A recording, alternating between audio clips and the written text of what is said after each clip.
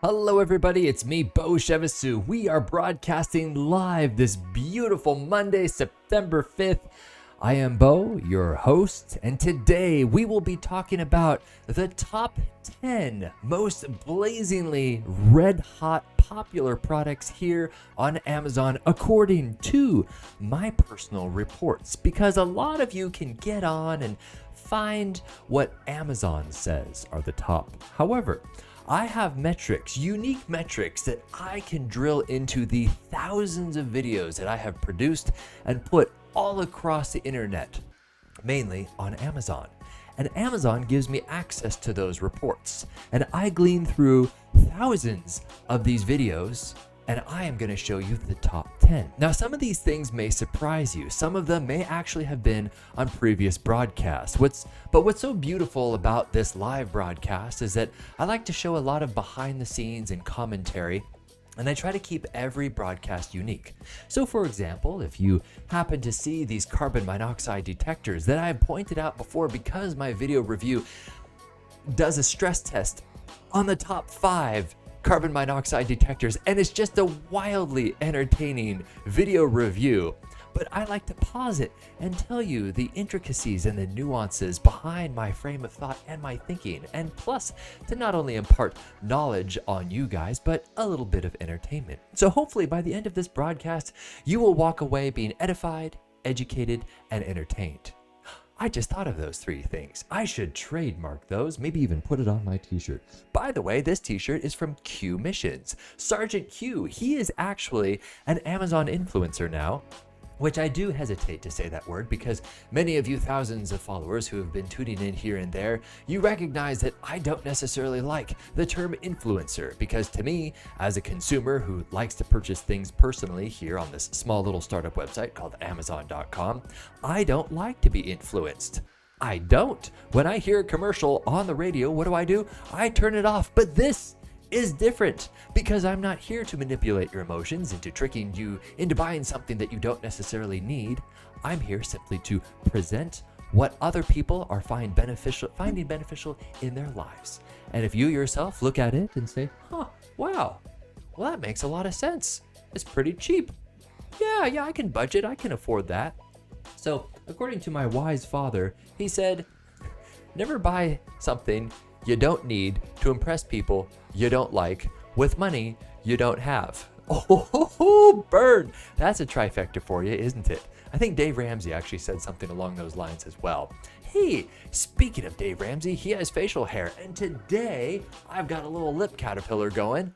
I tried to give myself the firefighter type look, even though I am not a firefighter, before anyone accuses me of stolen valor, nor am I in the military either, even though I do have a very military type shirt on right now. Again, I got this from my friend who is a missionary, and he is a first Anglico sergeant, U.S. Marine crazy guy. He could probably kill you with his pinky, but he hasn't, because he's found Jesus. And he goes all over the world taking veterans who are dealing with the effects of war. I don't necessarily want to say PTSD, because actually the D kind of bothers me. Like it's a disorder. Like, hey, this is really something you shouldn't be dealing with. Now, when you go to war, you see some stuff. When you were told to go do something and do it to the best of your ability, oftentimes those things don't sit right with you emotionally. And a lot of people keep that bottled up inside. So it's not necessarily a disorder. It's a real thing that happens to the real mind.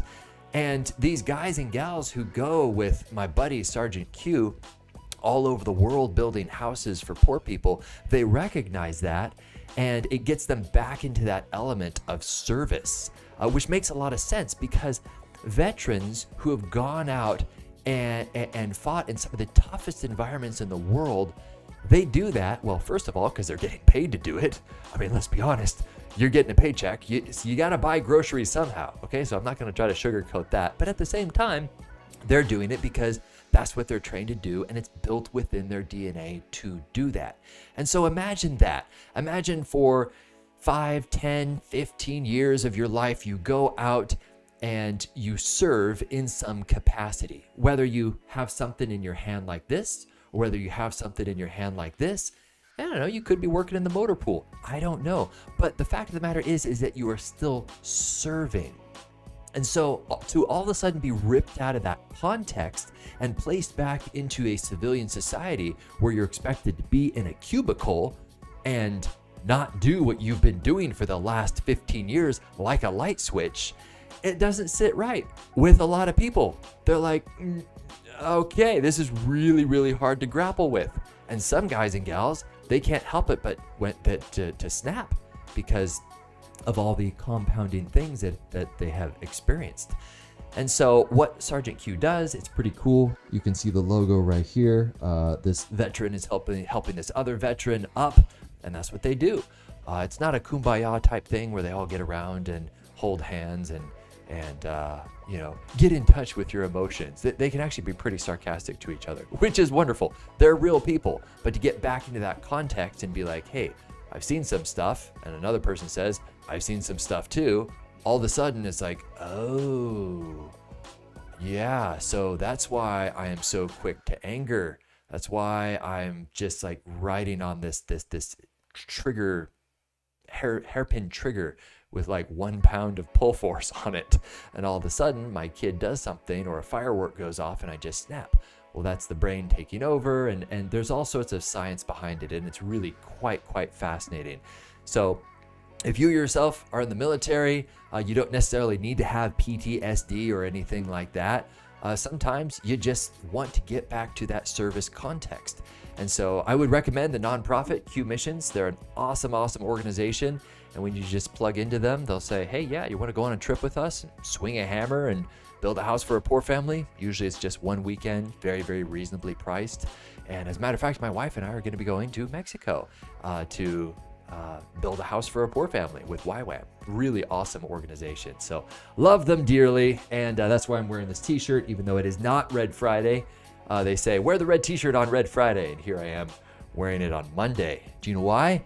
It's because I'm a civilian and I don't follow instructions. I got my little hipster mustache. Yeah. I'm going to throw that back at you. Hey, I just got a text from China. China's awake. Yes, they are. By the way, I've got a lot of things all over me that I've bought on Amazon, like this watch, this ring, this mustache. No, it is real. But pretty much everything on me is from Amazon. So I'm not here to blabber on about what I personally like. I'm here to tell you guys what other people have liked. And so this morning, I was shocked to wake up and find that my highest selling product is a garbage can. What the heck, guys?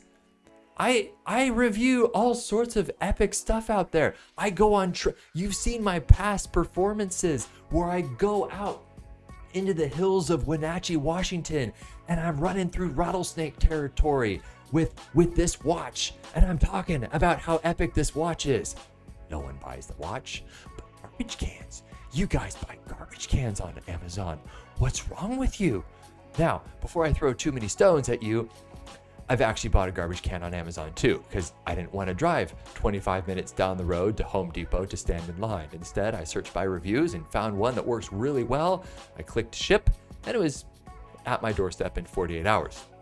So before throwing too many stones at you, I actually bought a garbage can also on Amazon. But before we hop into these reviews, which are actual B-roll footage that I, yours truly, have gone out with my sweaty little palms and procured this footage for you, we need a bumper, because every good show needs a bumper. Roll it.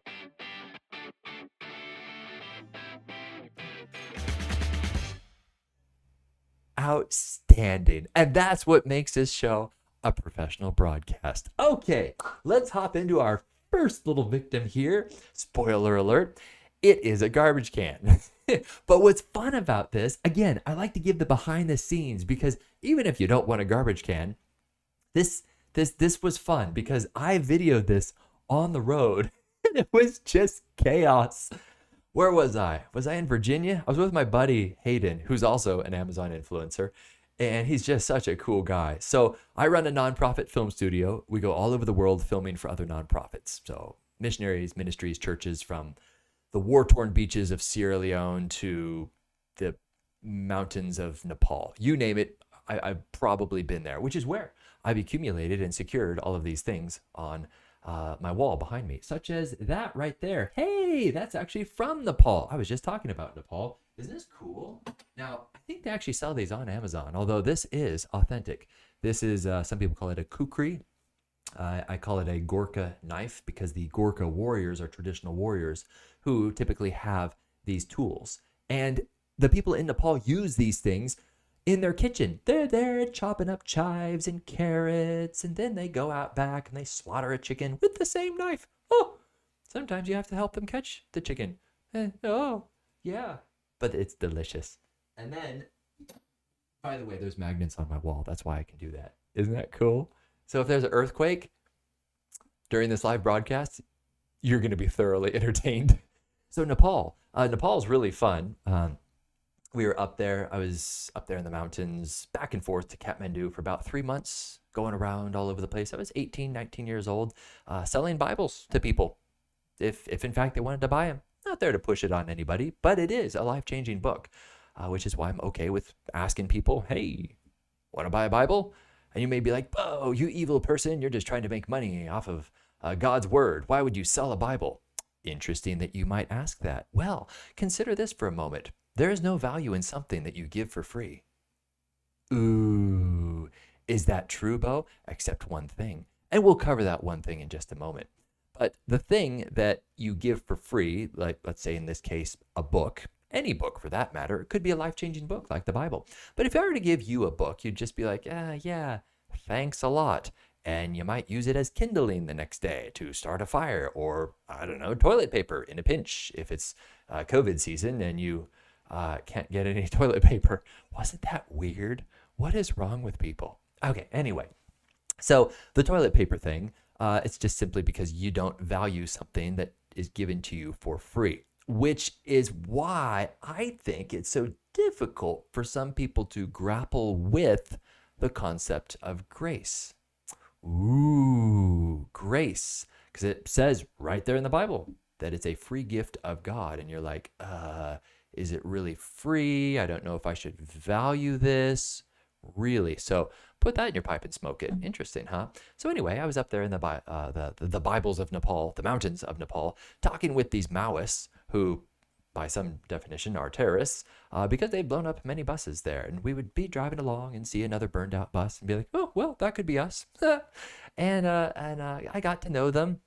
Very nice people. They're nice people when, wow. Yeah, that's the juxtaposition for you. Bo, you just said they blew up buses. Now you're saying they're nice people. Well, you know, when you have my kind of personality, you can make friends with a lot of people. And I made friends with them and they were up there. And it was really interesting because in, Maoist communism, they don't really appreciate freedom of religious thought. But when you approach things from an educational point of view, because they do pride themselves in being educated, and you say, hey, I've got some educational material. I mean, I'm not going to lie to you. It is about this guy named Jesus. But if you want to be educated, I got the books. And they go, well, yes. Yes, I do want to be educated, Mr. American fellow. Well, are you American? And I would say, well, I am from near Canada, which is not a lie because I do live near Canada, even though I'm in a state called Washington State in the great United States of America. This is all a true story, by the way. And so they would say, oh, near Canada. Excellent, excellent.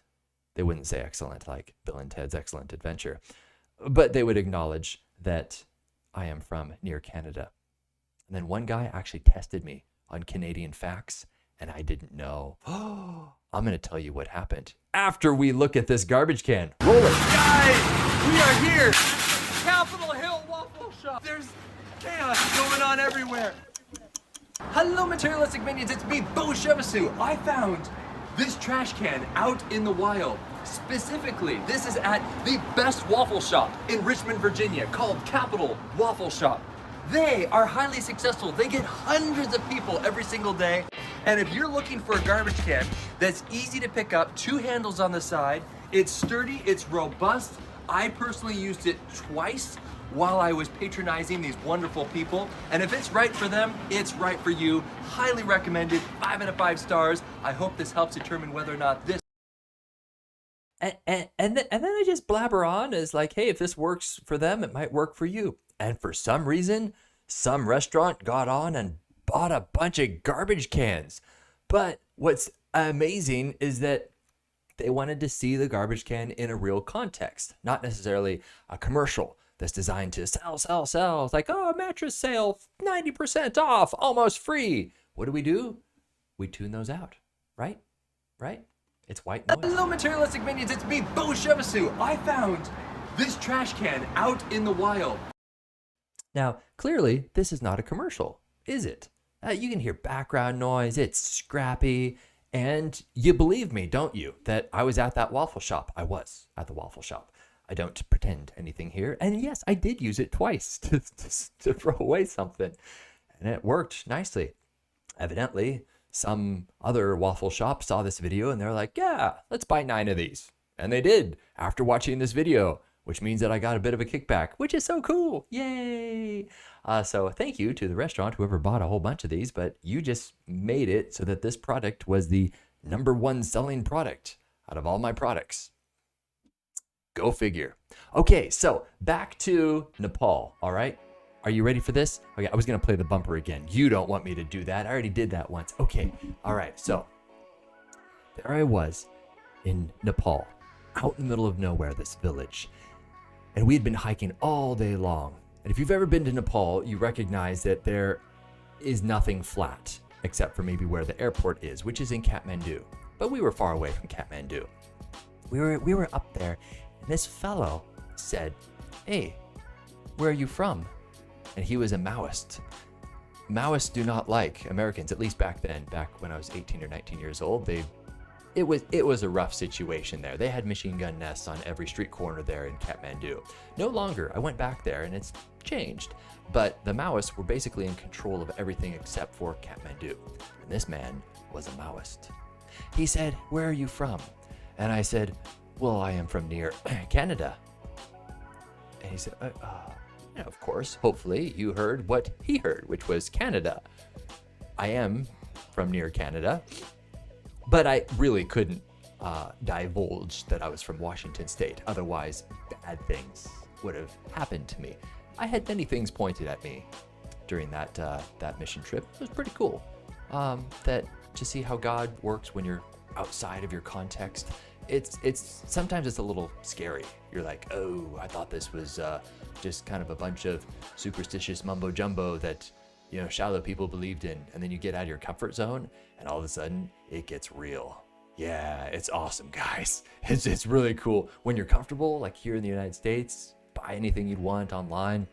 You don't really need that superstition, but then you get out and you realize that it's actually real.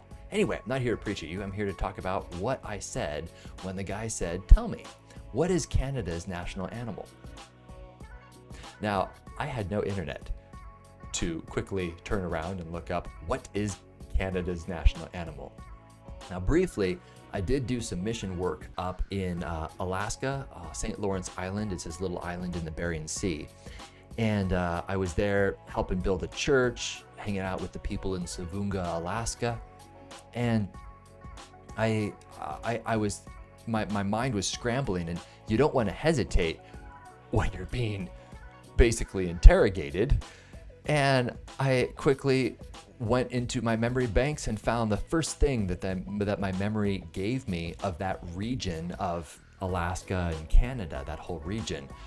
I should have thought of something like a moose, right? Or maybe even a goose, right? The Canadian goose. I should have thought of something because I'm pretty sure that's on a coin. Polar bear, for crying out loud. What an epic national animal that would be. Nope. Do you know what I said to this guy? I said, do you know what a lemming is? Because that's what I remember from Alaska on St. Lawrence Island, because there are lemmings everywhere. And he said, no. What is a lemming? I said, that's okay. I just was wondering because that's our national animal, man. It's lemmings.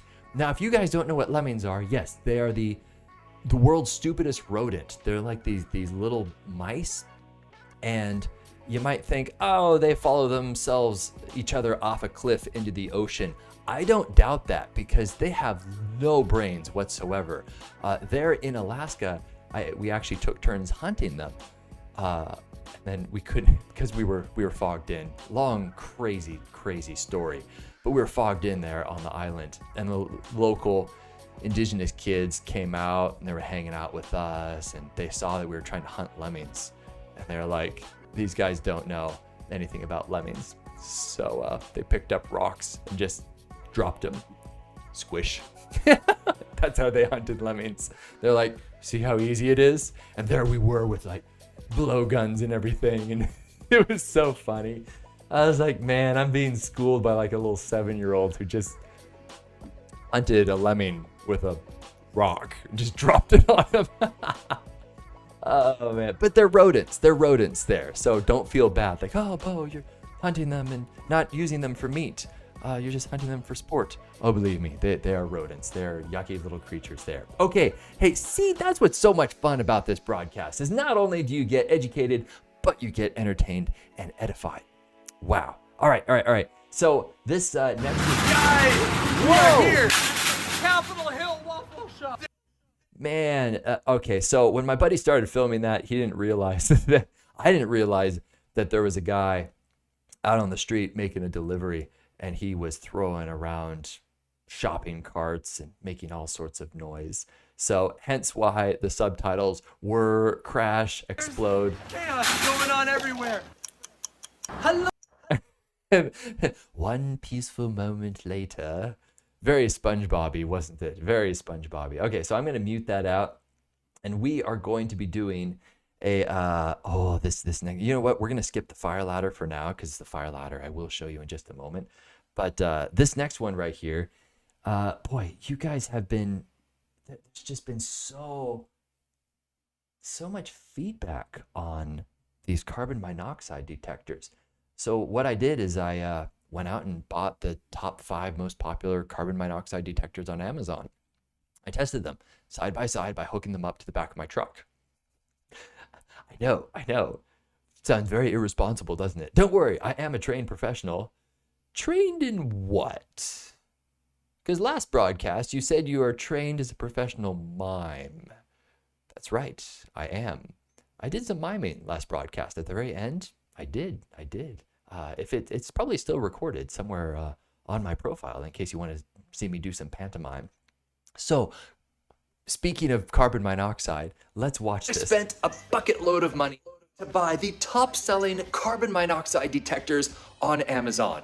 And I'm going to tell you my big takeaway. Well, I'm going to remove all of my existing carbon monoxide detectors, and I'm going to replace it with this one brand. Let's hop into the tests. All right, guys, do you want to see something incredibly rednecky and yet kind of genius? Hello, little minions. I am coming to you today with the top 5 carbon monoxide detectors. Yes, as you can see, it is plugged right up against my truck. Now, there's a lot of people out there saying this is not a good test because there are other particulates such as moisture coming out of your exhaust, and those could clog up some of the sensors. I don't know about you guys, but I want that. I want to know if the sensors might get obstructed by something like, let's say, for example, moisture. And so that's why I am testing this real world situation. You can see the exhaust pipe is coming in through that hole, and it's gonna fill up this whole thing instantaneously when we turn on my truck. We will see which ones go off, which ones do not go off, and you'll be able to see based off of the little blinky lights on each of them. Here we go.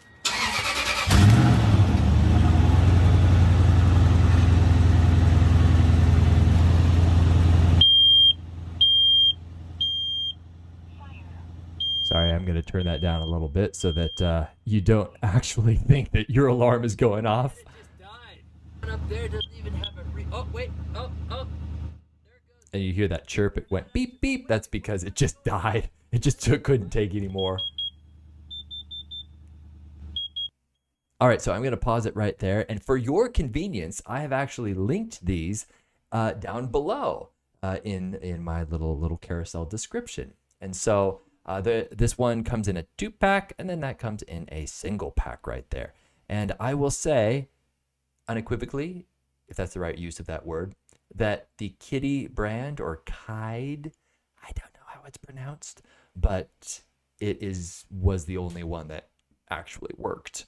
I remember a long time ago, I had a guy send me a carbon monoxide detector to test, and he was very, very proud of the design. And I was like, great, cool. I'm gonna go and hook it up to my exhaust somewhat like this. And it didn't go off at all.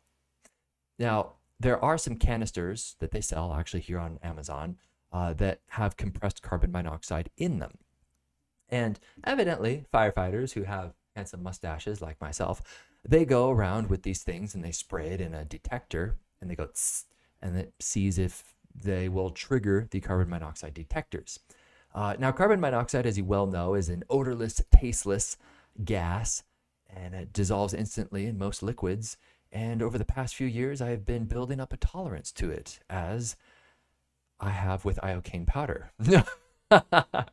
Don't do that. You cannot build up a tolerance to poisonous gases. I am a professional, don't worry. So carbon monoxide is one of those things that you should be aware of, and you should always have a detector in your house because you can't recognize it otherwise. Matter of fact, a good friend of mine, he was in Turkey, and he, as a kid, almost passed away because of it. He and his family. There was a leak somehow, and all of a sudden they started getting really, really lightheaded because all the windows were closed, and they stumbled outside and realized there was some kind of noxious gas being piped into their building somehow. So thankfully they have carbon monoxide detectors, and thankfully they have some that actually work. And thankfully they have people like me who spends their own personal cash to go out and buy the top 5 detectors and realizes that only one brand actually worked. The others did not even chirp. Yeah, so I don't even link the others down here below. If you actually want to see my full video review, you can go to probably any of these product pages and just scroll down. You'll probably see my little face doing that, and you'll see that I walk through each of these alarms and basically telling you the first alarm did not respond, and I'm going through here. Your internet's not choppy. I can actually see this too. I'm going through it. So that is it right there. And oh wow, there's quite a buffer after this. There's lots of black. I'm actually scrolling along here. Wow, there's like a good 3 seconds of black. I don't know if that's good for the algorithm. Probably not. But anyway, the Xsense one, that didn't work. Basically, any of the carbon monoxide detectors down there worked for me. So you're welcome. Yeah, hopefully that, I don't know, without meaning to over dramatize things, hopefully this saves a few lives out there, because I was really surprised these didn't work. And maybe my little redneck test wasn't the most scientific. You might be like, well, Bo, that's because you hooked up your exhaust to there, and there were other contaminants in the exhaust, like moisture, for example, and you needed clean, pure carbon monoxide. Well, let's be honest. How often is clean, pure carbon monoxide going to be going into your house? It's not. It's going to be something, for example, coming from a vehicle. So don't you want to test the product with something that you should be protecting yourself from? Right. It just seems silly town to be like, well, you should have gotten the pure stuff, which is, you see those reviews all over YouTube, and I looked at them because I wanted to know what was the most workable, the best, the most efficient carbon monoxide detector, and there were really no reviews out there. And so with this little redneck test, hopefully it saves you some time. Yes, nice. Hey, speaking of this brand, Kitty, Kide, I was actually thinking yesterday, I wonder if people think that I'm sponsored by these people. I'm not. I'm not actually sponsored by any of these brands. Then that's actually quite purposeful because I make my money elsewhere. Not that there's anything unethical. A lot of influencers out there are contacted by brands and they say, hey, we're from Nalgene. We'll give you, I don't know, $400 if you'll talk about this on the broadcast. And some of them do. You can look up on Fiverr, a website, and see how much these influencers charge. For me, I make enough simply making real world honest demonstrations of products and just putting them out there.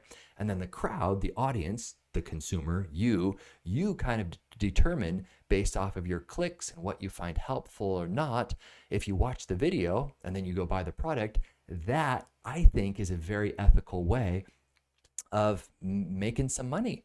I'm not going to gush about something except for one thing. That's the tactical hair clips. These are just cool, but we're going to talk about those shortly. Let's just kind of throw that out there as a spoiler. But first, you guys want to see what a fire ladder looks like and actually see me putting my life on the line. No, I'm not Amazon Live moderators who keep taking down my live streams. I promise you, I am a trained professional mime and I always have safety listed in my top 10. Okay, so with that being said, there's the disclaimer. Let's go ahead and watch the Kitey fire escape 3-story. This one is so sketchy.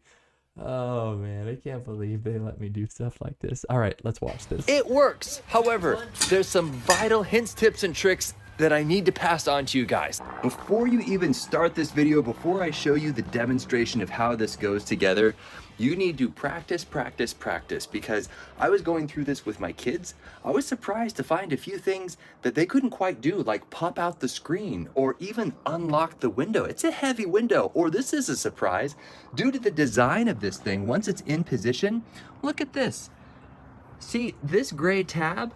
You have to pull that, which deploys that ladder, unfolding it all the way down like an accordion. However, I can reach it. I'm an adult.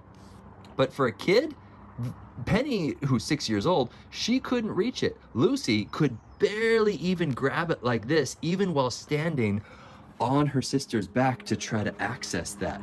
So guys, this may not actually work for some people. I almost wish that the design, they made it a little shorter, like up here. So Quick observation, director's cut commentary, because that's what makes these things entertaining. Did you hear that playing in the background? You probably didn't, because we're just used to them by now. They just go over the top. I imagine at one point airplanes really took off, like those small little airplanes, the little private airstrips really took off. Boom, took off. Get it? And I bet there are a lot of people who are just like, oh, those are so annoying. Oh, I'm out there in the garden and they buzz over the top of me. We're just used to them by now. Prediction. I think that Amazon is going to roll out drone delivery. Matter of fact, they are building a warehouse just down the street that launches drones. Oh, I know. Cool. And I think it's going to be considered normal to hear a buzzing drone flying up above us at 400 feet, because that's the ceiling max, according to the FAA, for drone pilots is 400 feet. And I think they're just going to cruise along, and we're barely going to be able to hear them unless it's super quiet outside and you're sunbathing, and you're going to hear over the top of you. And I bet we're not even, I bet at first it's going to be really annoying and everybody's going to be up in arms. And then we're going to realize, well, they're just delivering stuff, especially when they start delivering stuff to us. And it's pretty cool when we can get something in like 45 minutes instead of 45 hours. I know, the instant gratification world is just throwing stones at me right now, going, we don't need that. People need to learn patience, which is true. That's one of the fruits of the spirits, patience and self-control, which I hope you guys have. If not, if you have the Holy Spirit, he helps with that, which is why it's called a fruit of the Spirit, because it's derived from the Holy Spirit. Anyway, not meaning to preach at you. That's my prediction, that someday we're going to get so used to drones flying overhead, it's going to be the equivalent of an airplane flying in the background of a video. That's my prediction. Cool, huh? Now, some of you may say to yourselves, Bo, instant gratification is a horrible, horrible thing. What is wrong with this generation?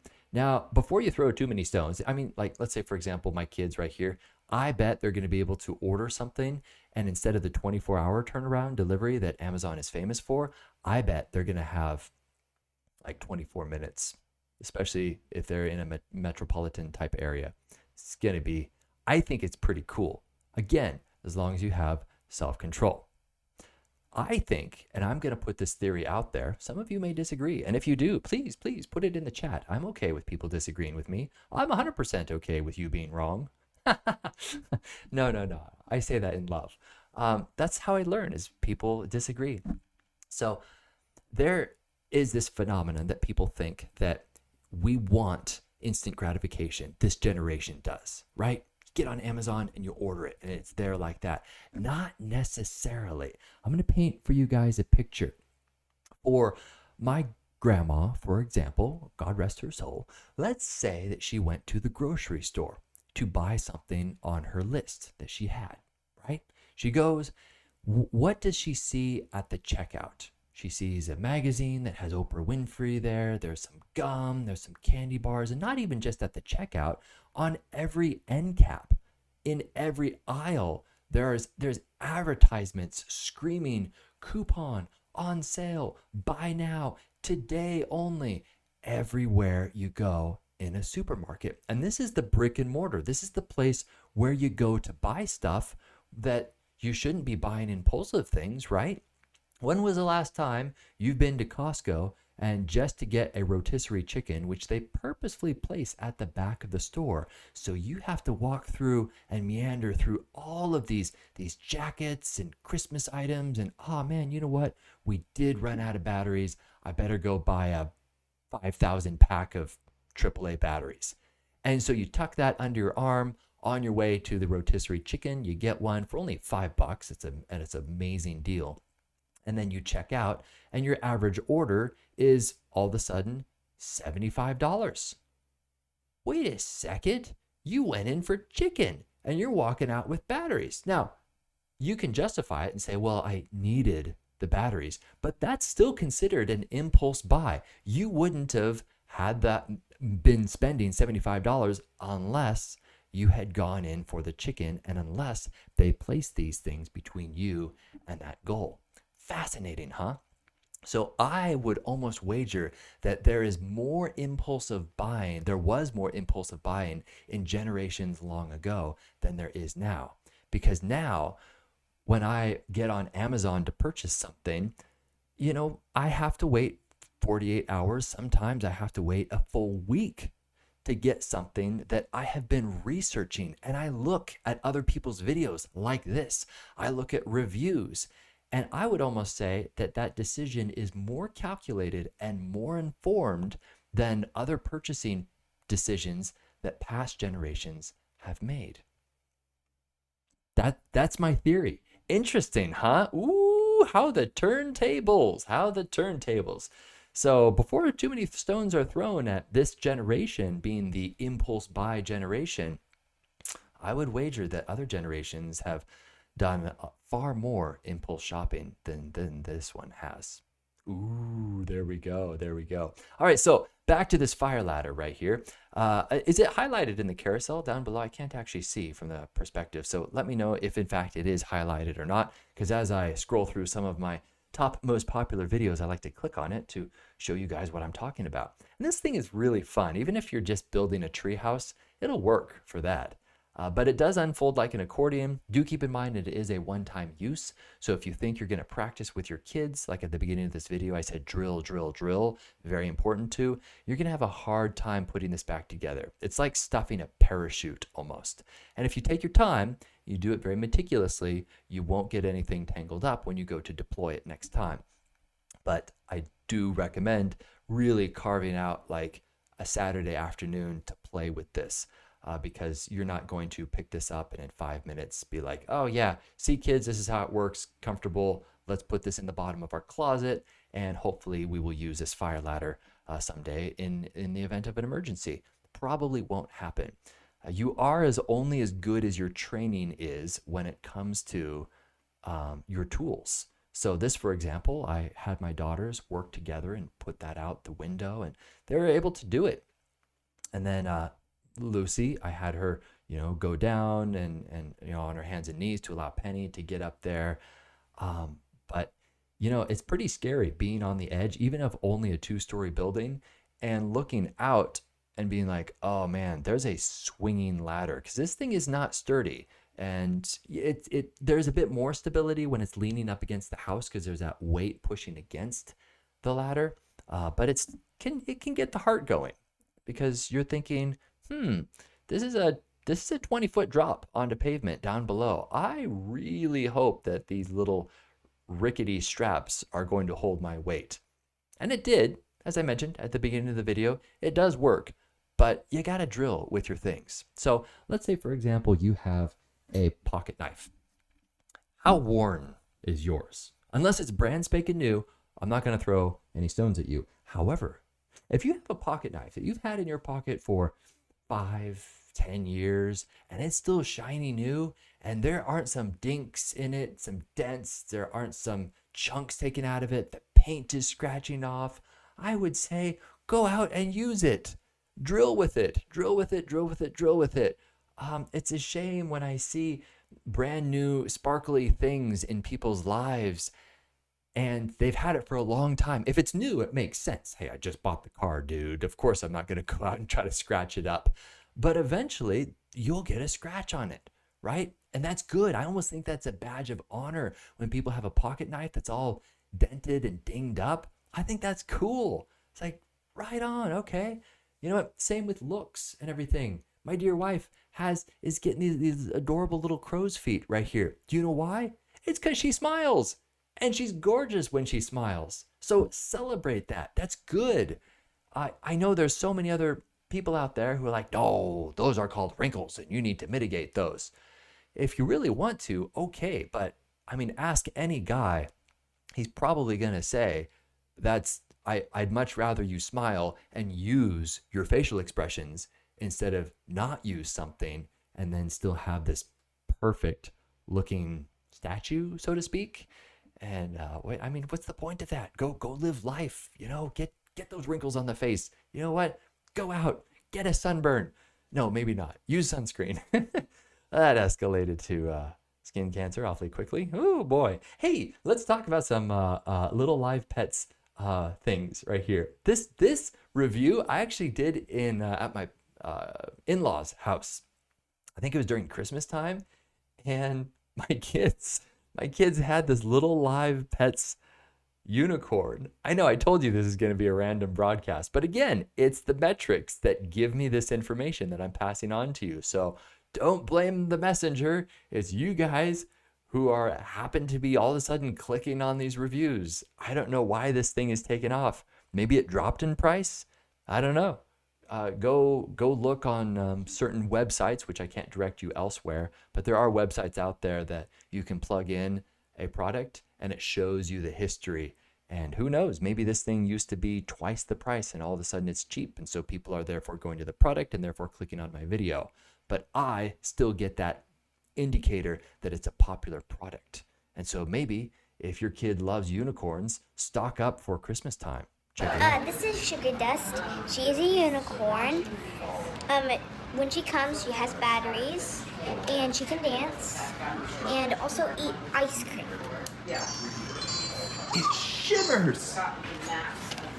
And it comes with a brush that you can comb her hair with, and she plays 2 different songs. Gorgeous. Can you even comb her hair too? Whoa. I love the colors that light up right there. She does dance. And then if you put this on her mouth, she'll eat. No way. And it comes with a brush too? And then you can brush her hair. You can. Look how beautiful she is. She even dances for you.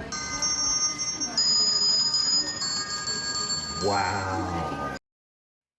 Isn't that just so special? So one of the things I try to do with my kids is put them on video.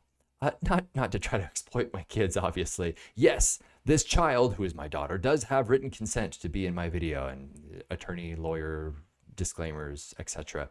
But I've noticed that my kids are really much more adept at public speaking ever since I have been like, hey, kid, I call them by their names. Hey, kid, do you want to make a video? And they're not afraid of, to try to articulate a thought or an opinion in front of other people. And I know most adults who are still terrified of public speaking.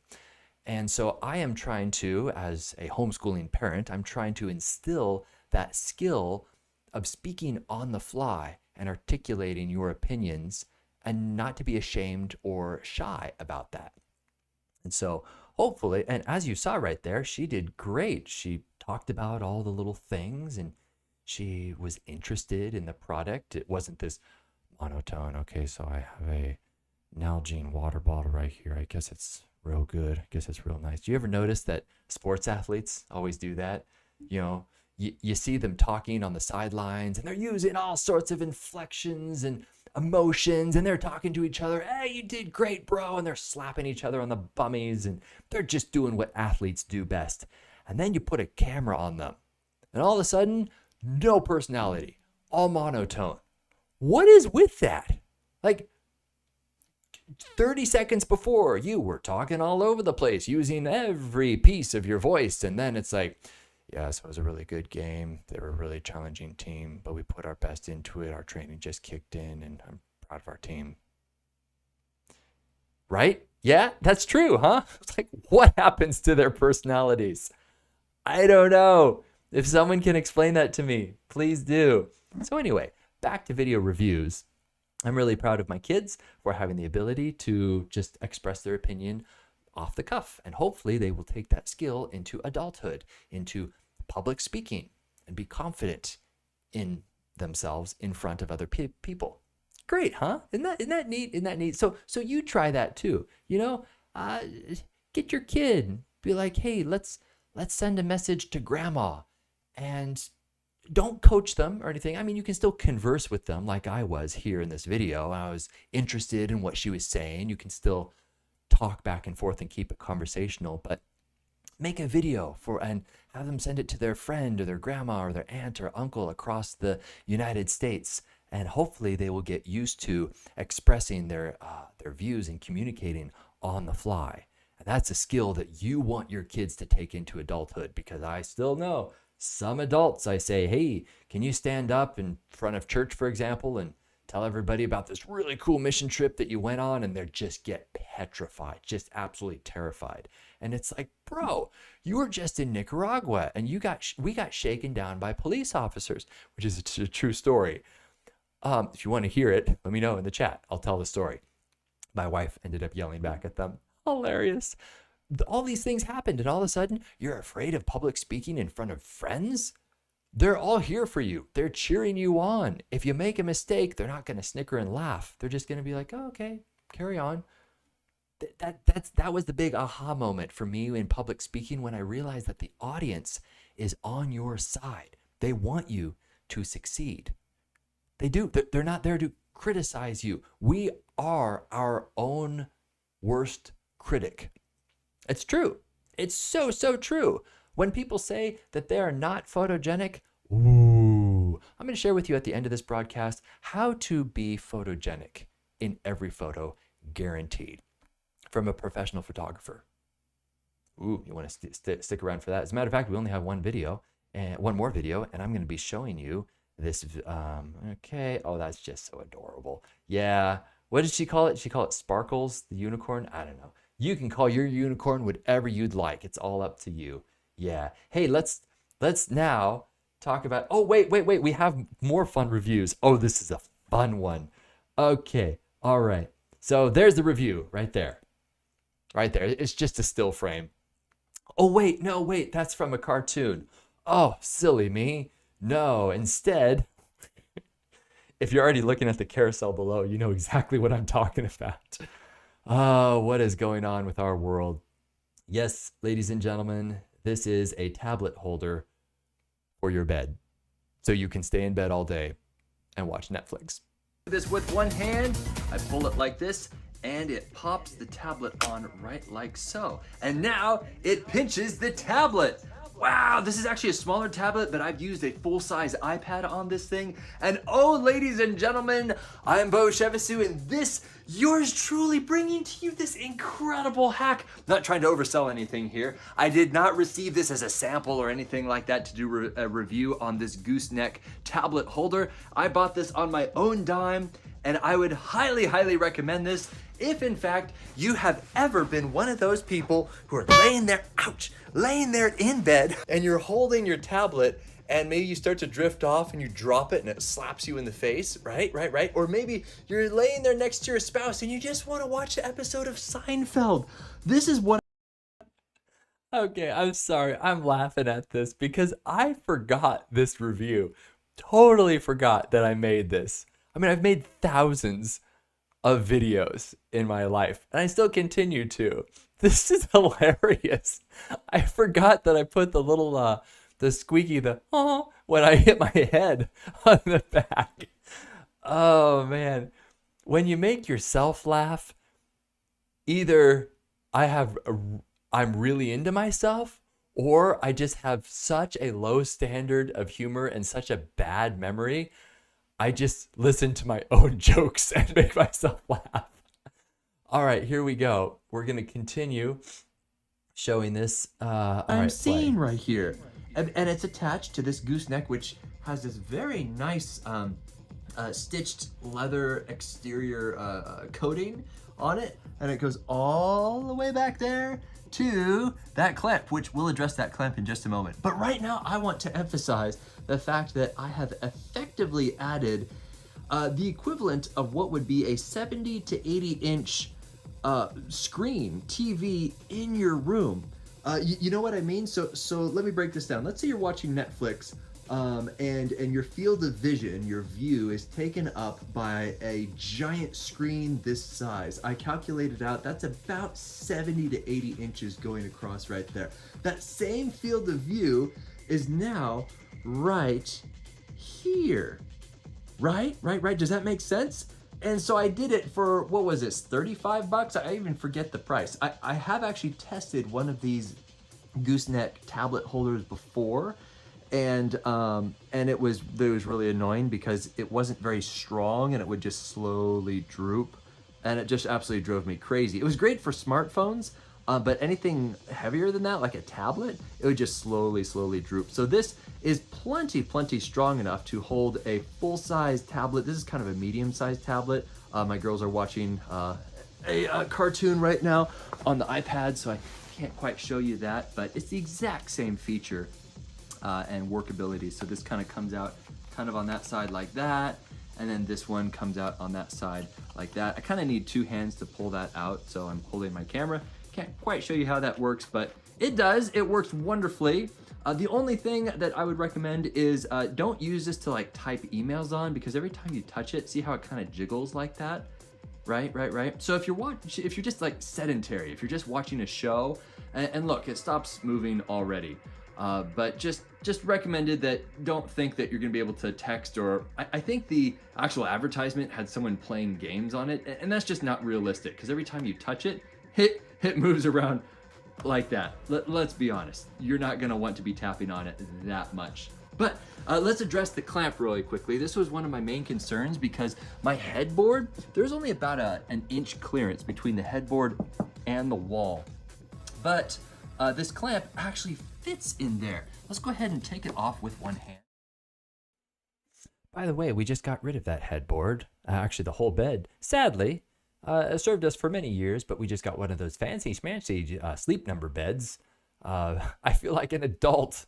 I'm sleeping in a bed with my lovely spouse that's bigger than a shoebox. No, but the sleep number bed is pretty cool. It's expensive, but we saved up for quite a bit to finally get that. And so my wife watches Korean shows on this thing, especially when she has a headache and she has like a migraine, and she just is holding an ice pack on her head with both hands, and then she doesn't have to hold her phone above her. Isn't that cool? So if you just kind of are tired of holding your phone up against your face, this is really, really cool. As long as you promise me, if you buy this, you will get up and you will exercise and you will do something, because this just makes me feel so guilty that there exist people in the world who sit there with this thing right in front of their face. Maybe you have this right now and you're watching this live stream. Oh, shame on you. When we're done with this, I want you to go on a nice walk. Okay? Promise? Okay. All right, good. So this thing, it does work. It's a very, very stiff, we still have it around. I filmed this, a year or two ago or something. And it's still works wonderfully. So yeah, my wife loves it. And it addresses the pain point of not having to hold your phone or your tablet in this instance when she has a migraine. Isn't that cool? Really cool. Yeah. All right. So there's that right there. And as I promised you guys, I did say that there was going to be one more review. I actually have another one, but I will share right now how to be photogenic, because I did promise you at the end of the broadcast or after the end of that other video, I would share this, and I will. Are you ready for this? How to be photogenic in any photo. Only share the good photos of yourself. But that doesn't teach me how to smile or how to pose. Sure, there's kind of an art form when it comes to that, but really, honestly, at the end of the day, it has to do with the photographer. So as a professional photographer, having been paid to do photography and video for years upon years, since 2010, 2009, I forget. So if you were to take this video right here, this live broadcast, and if you were to download it and scrub through it and pause at some point in the video, I guarantee you that freeze frame will not be very becoming. It will be something like this, right? Because I'm in the middle of saying something, and as I'm doing that, it's going to freeze frame right there. And I'm going to look horrible, and you're going to look at it and say, boy, he's not photogenic. No, that's because you, as the photographer, you being the one capturing that frame, you found that frame. And if you publish that, well, of course I'm not going to look photogenic. Now, whose fault is that? I'm going to ask you that. Whose fault is that in that moment for not being photogenic? Is it my fault? Or would it be your fault for taking that photo and publishing it? Exactly. It is the photographer's fault for publishing photos of people who just don't look good. It's not the person. Okay, I take that back. There was like one person out of the dozens of weddings I've photographed, one person could not take a photo. I don't know why. She just couldn't. She just had a permanent grimace on her face. And that was really difficult. Oh man. But everybody else, the thousands of people I have taken photos of, they're all photogenic because I only took the best photos of them and I shared those photos and I published only those photos. And they looked at the photos and they were like, wow, I guess I do look good. I guarantee you, if someone says they are not photogenic, that's because at some point in their life, someone took a photo of them and shared that photo. Or they took a photo and they showed them on their phone and said, look it, you look ridiculous. Ha! And the person immediately, his or her face got red and they're thinking, that's the last time I'm taking a photo. I am clearly not photogenic. It's not the person's fault. It's the person's fault who took the photo. Like, it's their fault. Maybe they didn't count. They didn't go 1, 2, 3, click. Maybe they just went up and went like that real fast. Of course, that's going to be a bad photo of someone. It's the photographer's fault.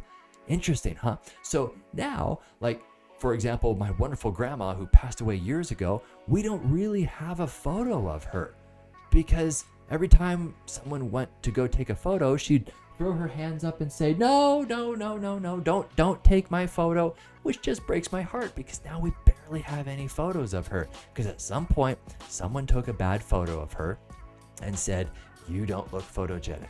She did look photogenic. She was a beautiful person, but it's the photographer's fault. So sorry for getting a little up in arms about that, but as a professional photographer, it kind of bothers me when other photographers go out and exploit people and take a bad photo, and then they tease the person for not being photogenic. It's not the person's fault. it's the photographer's fault. Ooh, so put that in your pipe and smoke it. All right, so that's the secret to being photogenic, is find a good photographer. Honestly, I think that the younger generation gets that now. I think they do. You see them taking selfies and they take like 100 and then only choose the best one because they recognize that it's on what they select. That's what determines whether or not they look good. Yeah, selfies. Ooh, if you want to hear my commentary on selfies, I can do that. But let's instead go into the world's strongest tablet holder. I did that. Ooh, do you guys want to sharpen knives? Of course you do. Now, for some reason, this thing just took off like wildfire. I don't know if there's a coupon on it or something, but it's highlighted down below if you want to check it out and see if it's within your budget. Now, I follow a lot of everyday carry EDC groups, and a lot of them say you need to sharpen your knife in a particular way. You know how Gordon Ramsay does it with a shink, shink, shink, shink, shink? That's called honing the knife. I can't do that, but well, apparently a professional chef can do that, but you can do it now too with this amazing device. Roll it. Hello, little minions. Today I am excited because I finally got my EDC pocket knife sharp. There's been so many of these forums out here where, no, you got to achieve the perfect edge by sitting there with your whetstone or this intricate system. You know, I felt a little dirty getting something mechanical, but it works. And so I'm actually gonna hop right into the basic functionality of this. I found that there are very few videos out there about how to actually deploy this thing once it shows up in the mail. So hopefully this short little video will save you 15 or 20 minutes, because when it shows up in the mail, it's gonna look like this. And you're just gonna be kind of looking at this and be like, so do I hold it like a fishing rod? What is this thing? So in this position right here, it's parked. What you're gonna want to do is rotate it up like this until it snaps. And so this triangle is supposed to be pointed straight up. See these two little wings right here? They're kind of like a fork. Those are pointed straight up. To fold it back into the position, it's this little depression, this little lever right here on my thumb. And when you push this down, then it folds like that. And when you push it back, it locks. Very easy. And then we've got this little lever right here. This is pointed down, and that means that it is ideal. This angle is ideal for a pocket knife, because here's what you're going to do. Spoiler alert. You're going to be putting your knife in right there. And then once you achieve a burr, if you're not familiar with that, look up their video. They explain it wonderfully. Once you achieve that burr, then you're going to flip it over to this side, and then you're going to have the same amount of strokes. Let's say 5 strokes on this side. You achieve your burr, go to this side, 5 strokes on that side. It is brilliantly easy to sharpen your knives with this thing. There's a lot of mechanical knife sharpeners out there, and they just ruin knives. They do. But this one is awesome. But that is specifically for a pocket knife. If you want to have the right angle for a kitchen knife, see that same lever that I pointed to right here? When you flick that up, watch. See, now it's up. It just changed the angle of these guys. And so now when you get a kitchen knife, bad example obviously, but a kitchen knife in there, it is the perfect angle for a kitchen knife. Yeah, so for some reason, the algorithm all of a sudden boosted this video up, or the product itself has been selling like a hotcake. Yeah, works sharp. It's the best knife sharpener that I have used. And if you guys have a knife sharpener, the best one is the one that you use. Does that make sense? So you've probably heard a dull knife is dangerous and a sharp knife is safer, because the theory goes is that if you cut yourself with a sharp knife, the wound is cleaner and less jagged, right? It sounds like an old wives' tale. It really does. I believed it for the longest time, and now as a knife fanatic, I really wonder, because I have picked up a dull knife before by its blade, and it hasn't bothered me because it's dull. Right? If it had been a sharp knife, it would have sliced right through me. So just based off of personal experience, not to say that a dull knife is good, but when someone says that it's safer, that's when I start to question it. Like, really? Now there are other sayings, like for example, a falling knife has no handle. I think that's funny. It's like, wait, what do you mean a falling knife has no hand. Oh, it means there's nothing to grab, or don't pretend that there's anything to grab. Just let the knife fall. Now, granted, in the heat of the moment, you may not have that wherewithal. The fight or flight mechanism can kind of take over, and you just kind of grab for something when it falls. And hopefully you don't do that with a knife. But this thing is brilliantly easy. And so in the actual video, if you were to go to the product page right here, you can watch the whole thing, and I show you how to change the ribbon, the little thing that goes around, and it sharpens all my knives, or rather I use it to sharpen all my knives. It's not autonomous. It doesn't go around in the middle of the night like the Tooth Fairy and sharpens all my knives and scissors. It sharpens serrated edges as well. Actually, my pocket knife has a serrated edge. It just depends on how you place it in there. Watch the actual video. I won't bore you too much with this, but it is just life-changing. It's so nice actually having sharp blades. Matter of fact, I use the same thing to sharpen my lawnmower blade. I don't know about you, but when was the last time you sharpened your lawnmower? If you're like me, it's never. It's like, no, I just start it up and go through the grass. Oh, what are you talking about? It is life-changing to have a sharp lawnmower blade. It's so cool, guys. As a matter of fact, I should probably do it again because it's so satisfying all of a sudden to, you know how you kind of have to go back and forth over the sections that you forgot to go over, or just because you were lazy, you didn't want to mow for a week, like me, then you realize, wow, I just cut through this like a hot knife through butter because the blades are sharp. And you can use this exact same knife sharpener on your lawnmower. You can use it on tools, axes.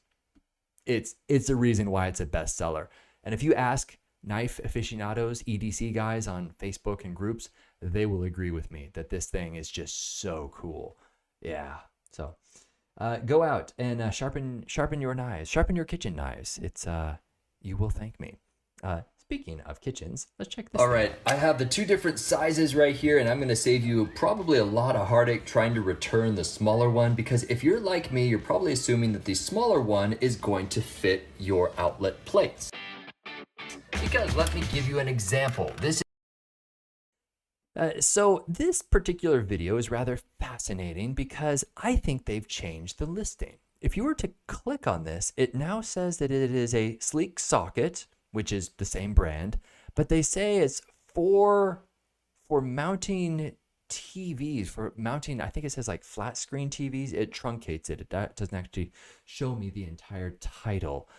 But I was actually rather surprised to click on this product, and all of a sudden it's not designed for kitchens anymore. It's designed for hiding all of your cables that you would otherwise be pushing up into your TV.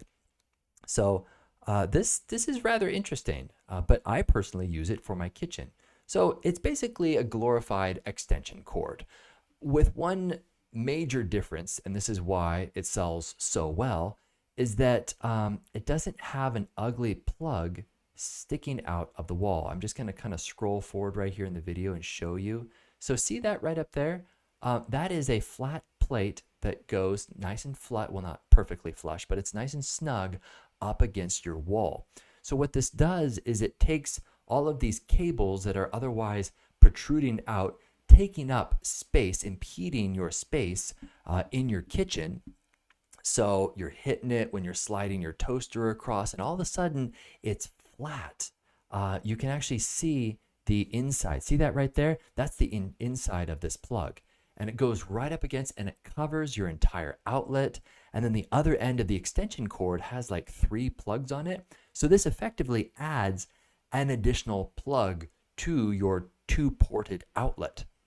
So there's a lot of benefits to this thing. What I have is this thing plugged into my wall, and I just kind of snake the cable down. Matter of fact, you can kind of see right above my tape measure right there, they have these little tabs that are, you're able to clip onto the cable and then use that to organize the cable right along the edge. And it effectively hides the cable. So instead of having all these cables come out of your wall, you have this plate up against there, and then hidden down behind my espresso machine is the other end of this thing. It's brilliant. It's a brilliant way to save space. And for that price, you'll forget that you even have cables in your kitchen. Amazing, right? As Martha Stewart says, you want to hide your cables. It's true. If you ever look at any of those country living magazines, you can't see any cables anywhere, even though there's like a floor lamp going to the middle of the living room. And you're asking yourself, how does that even turn on? It's in the middle of a hardwood floor and there's no cables leading to it. I think they go along and they cut off all the cables for some reason. I like cables. If you look at my office, there are cables running everywhere. It looks like that scene in Matrix at the end where there's like machines. I like cables because cables lead to fun things. And therefore, if you have more cables, that means you have more fun things, and that means you have more fun. Right? Not necessarily. My dear wife would disagree with me. And I respect her for that because she's cute and can get away with it.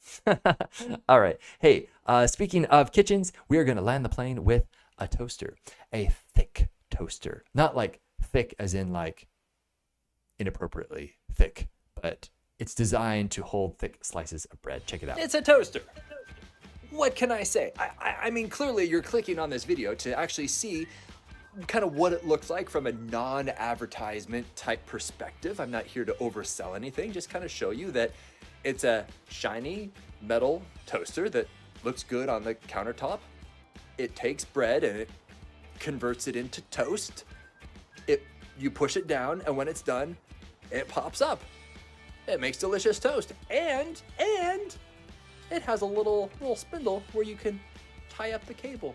And so this power plug isn't dangling all over your kitchen, but if you want to wind it up like a vacuum cleaner and tuck it away, you could do just that. That's a wonderful.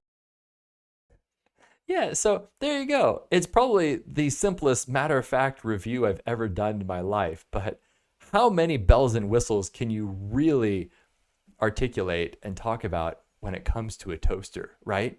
It's like, oh, and then it jumped off my counter, and then it washed my car. And then I wonder sometimes about that when people put these reviews on Amazon and it says, works as advertised, no regrets, great price, 2 out of 5 stars. 2 out of 5 stars? It should be 5 out of 5 stars. What did you expect it to do? It's like, well, it didn't, I had a rash and the toaster didn't take care of that. If it did, I would have bumped it up to like a 4 out of 5 stars. It's like, who does that? Give it a 5 out of 5 stars. It's like, these people. It's kind of like if you ever were in college, there was always a professor somewhere who took it upon him or herself to change the grading system. Oh, and it drove people crazy. All the other professors would agree that if you understood the material, could articulate it back, and created, quality projects, then you got a A+, right? And there was a professor at some point somewhere who would say, no, that would be a C. That's like right in the middle. Now, if you go above and beyond, and if you understand the material better than me, the professor who's been studying it all his life, all of a sudden says, well, then you get an A. Only then do you get an A if you understand it better. It's like, who does that? And now all your grades are whacked up because some professor was pretentious enough to say to himself, well, nobody in this class gets an A. This is a tough class. Most people walk out of here with barely a C. That was my ethics class, which I didn't think was very ethical. Speaking of that, ethics. I went to school for religion and theater. Did you know that? Yeah, got a double major. One in theology, so study of the Christian faith, and my other degree was theater. Right. For the longest time, my parents thought I was going to be a televangelist. No, I wouldn't do that. I am an ethical person. Yeah. All right. So there you go. There's the toaster, and it's a brave little toaster, and it looks good. Very simple. Nice little manual dial right there. And if you're interested in getting your old toaster, which no doubt has a bunch of yucky crumbs in the bottom that's been there for 5 years, and you're scared to try to shake it out and make an absolute mess, well, you can save the heartache by purchasing this for relatively inexpensively. There you go. By the way, it also says gluten-free on there because my wife has celiac disease. And so we have two toasters. Two toasters. She doesn't like to tell people she has celiac disease because she doesn't want it to be like her identity. You know, it's like, you know, some of those people who say, hi, made up instance. Hi, my name's Jeffrey. I have, you know, fill in a disease or something. And it's like, okay, I would have just called you Jeffrey, but now I associate you with having diabetes, for example. You know how some people do that where they tie an ailment to their identity, and it's just strange. It's very, very strange. Yeah, I've never quite was able to empathize with that. Maybe it's because they're insecure about themselves. I don't know. And they're trying to grapple and trying to find something that kind of forces other people to validate and affirm them. And you can't really argue if someone has an ailment. And so they say, hey, this is what I have. Validate me. Maybe that's it. I don't know. I do know for a fact that's the quickest way to force someone to validate you in our society is to be a victim. Oh, did I just say that? Oh boy, Bo, you are just so cold-hearted. It's true. It's true. You ever in a situation, you're having a nice discussion back and forth, maybe you don't agree 100%, you don't see eye to eye, and then all of a sudden the other person claims that he or she is a victim and is offended, and all of a sudden everybody's like, yeah, they're right. It's like, wait a second, just because their feelings are hurt doesn't mean that they're right all of a sudden. Like, what happened to our previous conversation?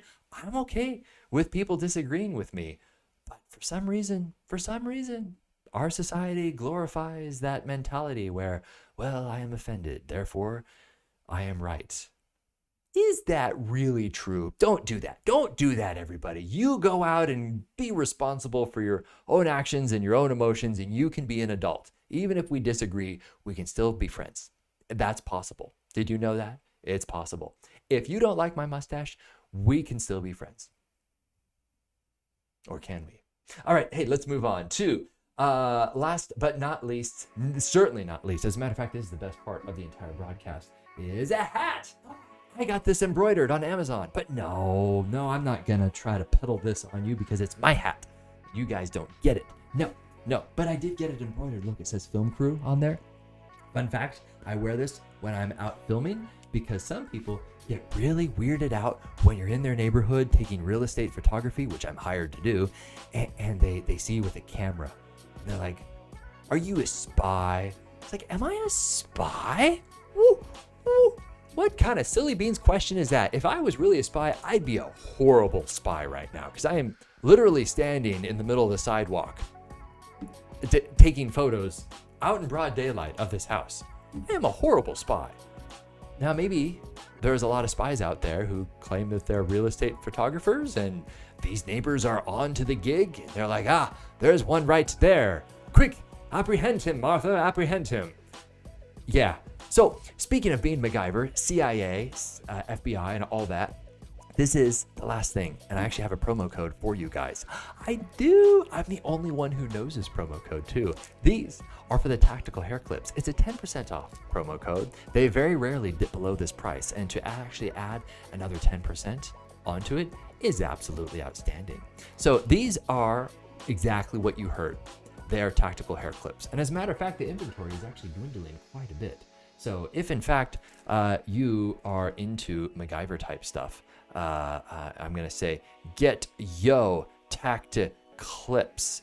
And I have to do that because I have to, oh boy, Mr. Moderator, oh boy, we got spam right there. All right. And how do I silence that? Nope, can't silence that. Oh, anyway, tactic clips are pretty cool inventions. They're essentially multi-tools that go in your hair and they, are able to get through TSA. As a matter of fact, I had a buddy of mine who's a missionary and he goes all over the world. He's got a cool family and I actually served with him in the Dominican Republic working with YWAM, if you've ever heard of them. Great organization. So they build houses for poor people and share the love of Jesus. And he said that he went somewhere through TSA with this in his hat. I usually carry mine like right in there. And you may be like, oh, Bo, that's a multi-tool.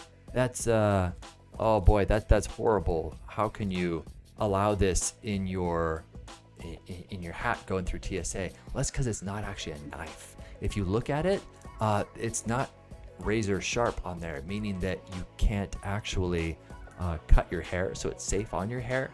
And there are a lot of people out there who don't carry a pocket knife with him or herself. So let's say, for example, you have a spouse who's going to and from yoga, and so she's all dressed in her athletic wear.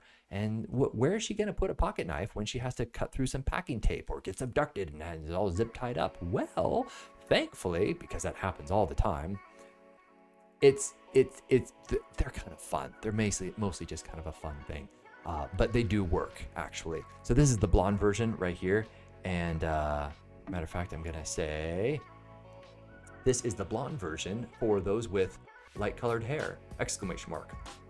Oof, there we go. Sometimes I have to put something in the chat to make the algorithm recognize that this is live.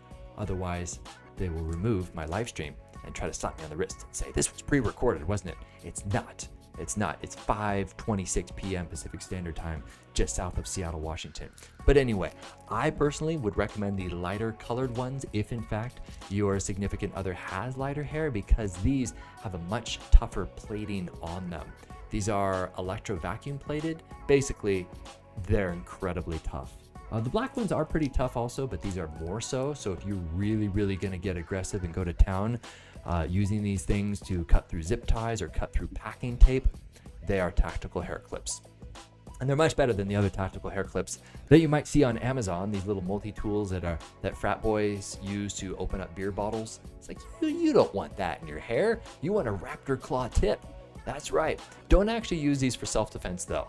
If you really think that these are going to really protect you, I would recommend actually just using your like a palm strike right upside the head, and you might be offended by that, but I do teach self-defense, and we were actually practicing palm strikes, and a palm strike, ooh boy, they can be powerful. Very powerful. So yeah, matter of fact, I tried to even do a live stream of us sparring, and then Amazon moderators took it down. They did. I don't know if they thought it was violent or something, but we were actually like laughing the whole time. We're really chill when we do Brazilian Jiu-Jitsu, and it's a lot of fun. And I've been doing that since 2010, I think. Yeah, anybody out there in Amazon Live land do any martial arts in the past, present, or future? You better do Brazilian Jiu-Jitsu. Maybe sprinkle in a little Muay Thai in there too. That's what we do. We actually combined some of the best elements of all the martial arts, and we created our own. Oh, hello, Dayton. Is that how you pronounce your name? Nice to see you. Martial arts. It's a lot of fun.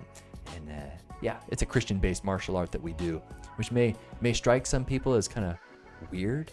Like, wait, so you sing hymns before you beat each other up? It's like, yeah. We get the Bible and we hit each other in the face and we scream, "The truth hurts."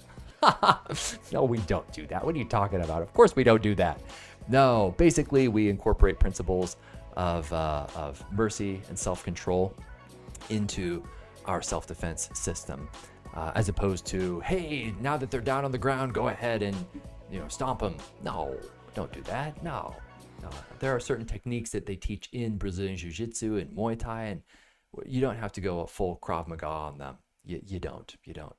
So, are you the owner of the YouTube channel Key of Awesomeness or something that motivates you? No, I don't think so. But hopefully this is motivating you. I do have a YouTube channel that says awesomeness on it. It says Bo Reviews Awesomeness. Is that what you're talking about? But if so, I have a 22,000 subscribers on there. Yay! For some reason, people really like to get on there and just watch me talk about a Nalgene water bottle, and they go, that is awesome. They click on the link in the description and they buy it. Go figure. I don't know why you guys do that. You baffle me. You do baffle me. Every single day I look at these reports and I am flabbergasted that the number one seller is a recycling bin. You're the consumer. I just comment on stuff that the deals are on, and if you need a recycling bin for your restaurant or business, there you go. I have a review where I'm there in Richmond, Virginia, talking about it there at a Waffle House. Yep, you're welcome. So there you go, my little minions. I had so much fun. And right now I'm going to go make some dinner because it is 5:30 p.m. Boy, we've been broadcasting for a while. This is so much fun. I hope that you liked my mustache. I probably have to trim it because now my wife does not kiss me as much. She doesn't appreciate the lip caterpillar. Can you add me on Facebook? Dayton. Yeah, go ahead and find me on Facebook. As a matter of fact, what if I were to do that? Hey, there's my name right there. If you want to check that out. As a matter of fact, after I roll the last slide, I'll have a clever little QR code that you can snap a photo of, and you can catch me over on Zuckerberg's Facebook. I post all sorts of wonderful, irreverent stuff over there if you'd like to follow me. So there you go. I am so delighted that you joined me in today's broadcast. I am this close to being an A-lister. As a matter of fact, my application is in to Amazon. I don't know if they're going to approve me, but if so, that means the algorithm will just skyrocket my broadcast so that I am listed on the front page of a small little startup website here in Seattle, Washington called Amazon LLC. Wouldn't that just be exciting? And if you are following me, you will be one of the first to be able to say, I knew Bo in the very beginning before he got big. Yeah, you should do that. So I appreciate you guys following me. And remember, you are important, you are loved, and God loves you very much. So with that, I am out of here, and I will catch you next live broadcast.